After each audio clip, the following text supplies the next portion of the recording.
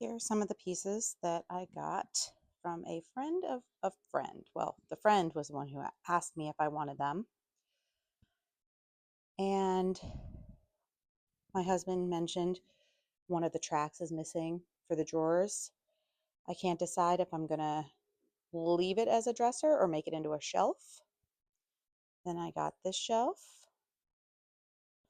All of this is like hard wood. Like there's this coffee table. I guess it comes up and there's like storage underneath. Obviously, everything has to be cleaned. I definitely want to redo it, but I think what I'm going to do is we're going to try and list some stuff on Facebook Marketplace because I definitely don't want to be shipping this and I don't have a booth. And then I'd like to give 50% of the proceeds, whatever we make from it, back to my friend to give to her friend who I believe, I don't know for sure, but I'm assuming is going through a tough time right now. So that's what we're going to do.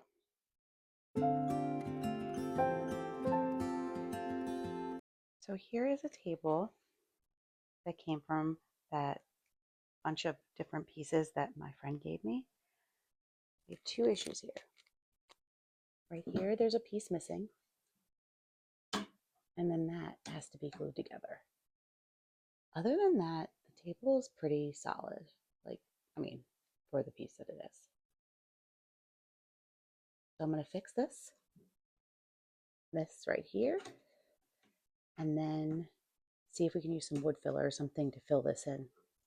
Maybe even in between these pieces too. As I mentioned, I got some Titebond Quick and Thick, and I'm going to be gluing together that top piece. I'm going to try to fill it into the little opening that was there, and then I'm going to get some things to kind of push, I don't know what they're called, but some things to kind of clamp it together. Clamps, that's what they are. Once I had those 3 clamps on there, I noticed that there was still a spot that didn't have any glue.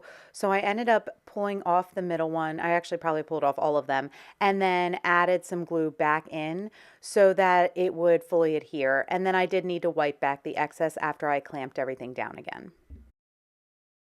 I also decided to add one of these trigger clamps, I think is what they're called, these bar clamps, and that just allows me to really ensure that I'm getting the tightest hold that I can because I do need to let this sit overnight before I move on to the next step.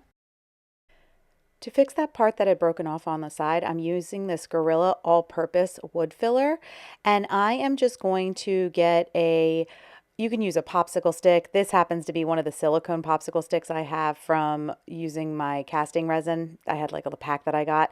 I'm just using that to kind of swipe the wood filler onto the space where I want it to fill in. I want to make sure that when I do this, I'm not using too much because I do need to sand it down once it is dry. I let everything dry and I left it overnight. And the next day I came back and I sanded down that spot where the wood filler was. I did not catch that on camera. I apologize. That is mainly because I did that by hand because I'm doing this early in the morning while everybody's asleep. And I didn't think you really wanted to watch me do that. So now I'm coming in with Heirloom All-in-One paint. This is in the color London. And I'm going to try going straight in. I'm not putting anything onto my piece beforehand, no primer, because this paint is advertised as an all-in-one paint.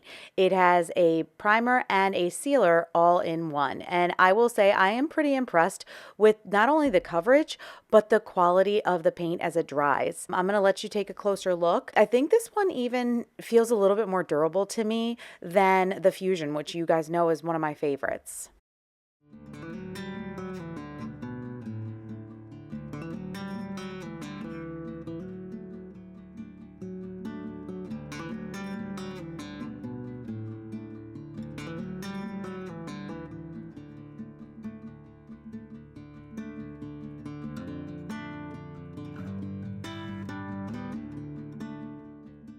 I let the first coat dry for several hours and then I came back in and did the second coat.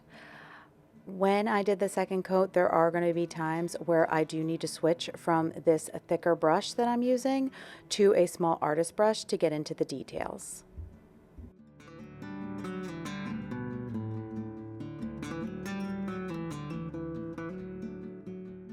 I also noticed a pretty noticeable crack that I don't know how I missed till the second coat, but I did find it. And when I did, I let everything dry and then I came back in with my wood filler to fill in that gap.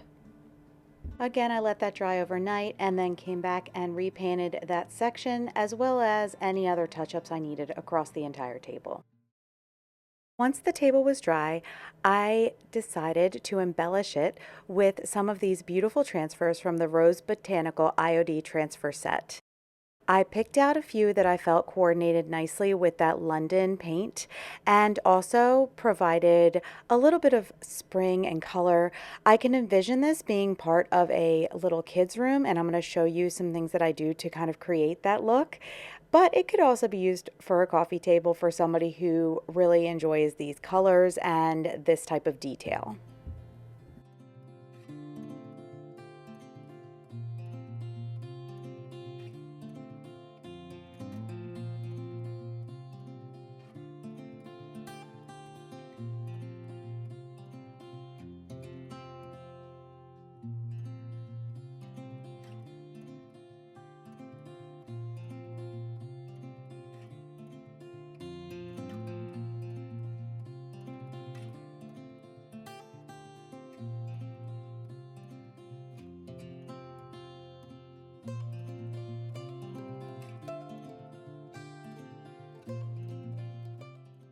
I got these stamps a couple years ago with the intent on using them individually, but that ABC that you see in the middle, that actually is all one stamp, which doesn't really serve the purpose I was intending to use it for, but for this project, it was perfect.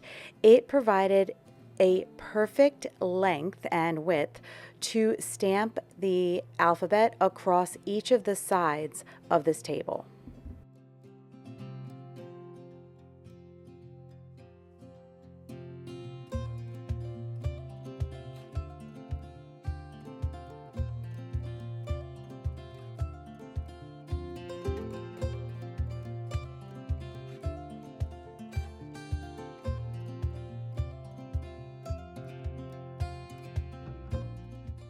I'm sealing the entire piece with Big Top by DIY. This is a polyacrylic sealer, and I'm doing this mainly to protect those transfers, but I do want to give the entire piece just an extra layer of protection. Here's a quick reminder of what this piece looked like before, and here's our finished project.